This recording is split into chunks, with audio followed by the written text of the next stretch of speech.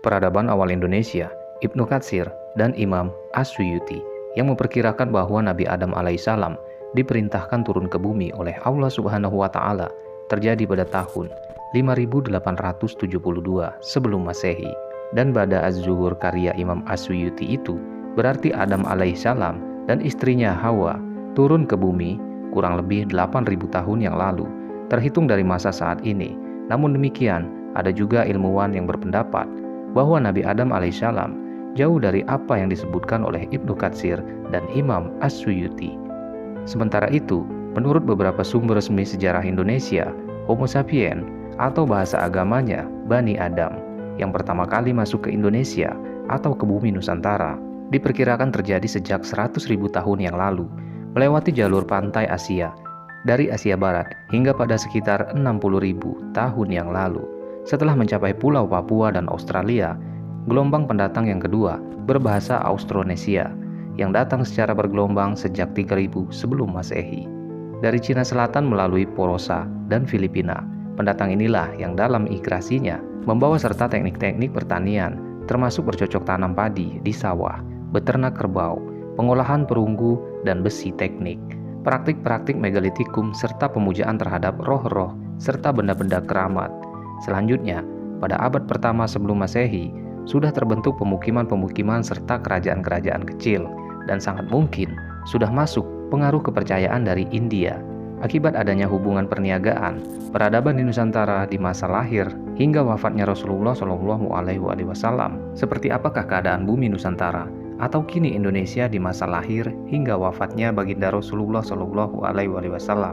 Merunut saat lahir hingga wafatnya Nabi Muhammad SAW, yakni dari tahun 571 Masehi hingga tahun 632 Masehi.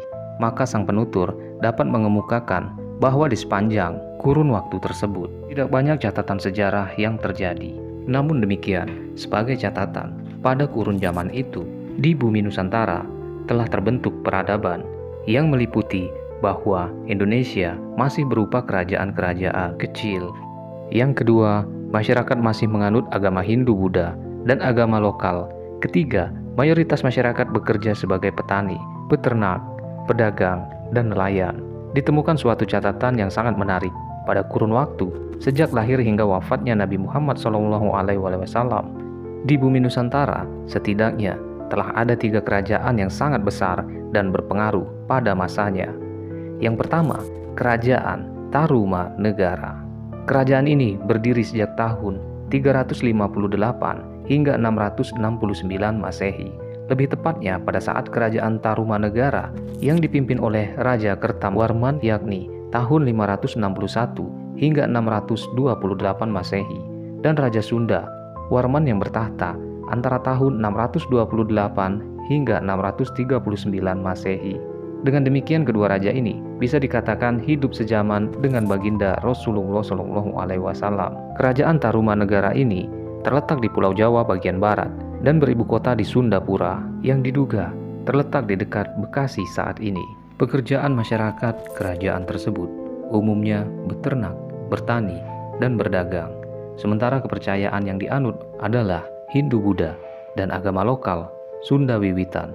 Bahasa yang digunakan adalah bahasa Sunda dan Sanskerta. Dan yang kedua adalah Kerajaan Kalingga, berdiri dari tahun 594 hingga tahun 752 Masehi. Raja yang diperkirakan hidup sezaman dengan baginda Rasulullah SAW adalah Raja Prabu Sumurti.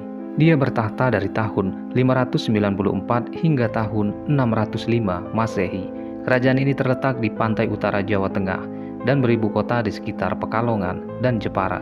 Saat ini kehidupan masyarakat umumnya bekerja sebagai nelayan, petani, dan peternak. Kepercayaan yang dianut masyarakat ini adalah agama Hindu-Buddha dan agama lokal Kejawen. Bahasa yang digunakan adalah bahasa Jawa kuno, Melayu kuno, dan Sanskerta. Yang ketiga, Kerajaan Kutai Martapura. Kerajaan ini berdiri di tahun 350 hingga tahun 1605 Masehi. Rajanya yang hidup sezaman dengan Rasulullah SAW adalah Raja Wijaya Tunggawarman.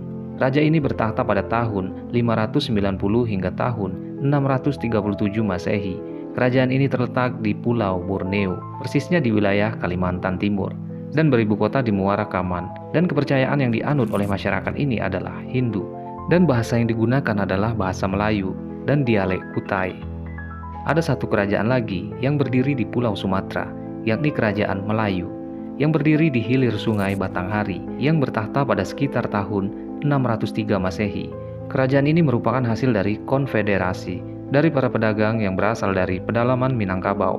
Sebuah teori mengatakan Nabi Muhammad SAW yang sebelum diutus menjadi Rasul, dia adalah seorang pedagang di abad ke-6 Masehi. Mungkin sekali pernah mendengar nama Barus, yang bahkan telah disebut oleh Claudius Ptolemaeus sejak abad 1 Masehi.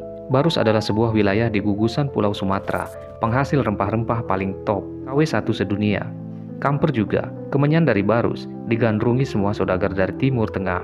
Bahkan, Rames Julius Caesar dan Nefertiti dimungkinkan mengenal legenda tentang kapur Barus. Tidak menutup kemungkinan Nabi Muhammad SAW mengenal tentang legenda ini. Wallahu a'lam bishawab. Dan peristiwa di Kepulauan Nusantara yang tercatat dalam masa kerasulan Nabi Muhammad SAW tahun 610 Masehi, Nabi Muhammad SAW memperoleh wahyu pertama, yakni pada usia 40 tahun di Gua Hira, Jabal Nur, Mekah. Di bumi Nusantara, 2 tahun setelah Nabi Muhammad SAW menerima wahyu, yakni di tahun 612 Masehi, Poreti Indayun putra Manikmaya mendirikan kerajaan Galuh yang kemudian tunduk di bawah kerajaan Tarumanegara di masa Raja Kertawarman yang berkuasa antara tahun 561 hingga 628 Masehi.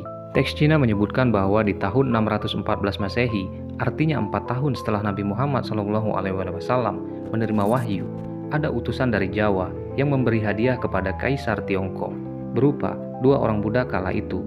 Tarumanegara dipilih raja yang telah terjadi hubungan diplomatik antara Tarumanegara dengan Kekaisaran Tiongkok.